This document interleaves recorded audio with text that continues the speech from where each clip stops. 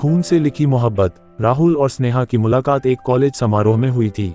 राहुल एक शांत और शर्मीला लड़का था, जबकि स्नेहा हमेशा हंसमुख और लोगों की मदद करने वाली लड़की थी।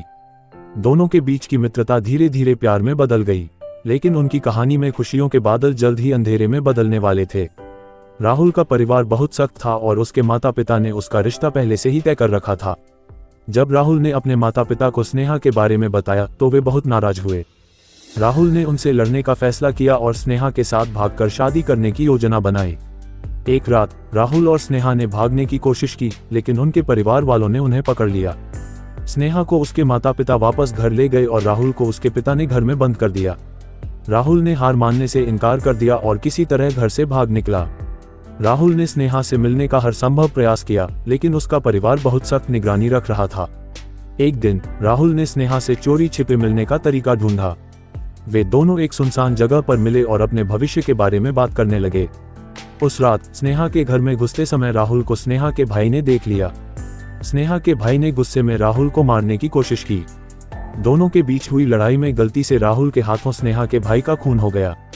ये देखकर स्नेहा चिल्लाई और रोने लगी, लेकिन राहुल ने उसे शांत किया और कहा कि वे भागकर पुलिस के पास चलें। पुलिस ने राहुल को गिरफ्तार कर लिया और स्नेहा ने पुलिस को सारा सच बताया। बावजूद इसके राहुल को हत्या के आरोप में जेल भेज दिया गया। स्नेहा ने राहुल को निर्दोष साबित करने के लिए हर संभव प्रयास किया, लेकिन उसके परिवार वालों ने उसे बहुत प्रताड़ित किया और उसे घर से निकाल दिया। स्नेहा ने हार नहीं मानी और अपने प्यार को साबित करने के लिए एक वकील की मदद ली। उसने दिन रात एक करके सबूत इकट्ठा किए और कोर्ट में पेश किए। अंततः कोर्ट ने राहुल को निर्दोष पाया और उसे रिहा कर दिया। राहुल और स्नेहा ने सोचा था कि अब उनकी जिंदगी में खुशियां लौट आएंगी, लेकिन नियति को कुछ और ही मंजूर था।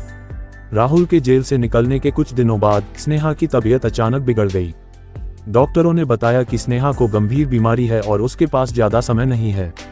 राहुल ने स्नेहा की हर संभव तरीके से देखभाल की, लेकिन उसकी हालत लगातार बिगड़ती गई।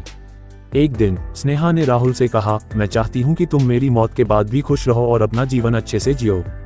राहुल की आंखों में आंसू थे, लेकिन उसने स्नेहा को वादा किया कि वह उसकी इच्छा पूरी करेगा। स्नेहा ने अपनी आखिरी सांस राहुल की बाहों में ली। राहुल का दिल टूट गया, लेकिन उसने स्नेहा के आखिरी शब्दों को याद रखा और अपने जीवन में आगे बढ़ने का प्रयास किया। स्नेहा की मौत ने राहुल को हमेशा के लिए बदल दिया।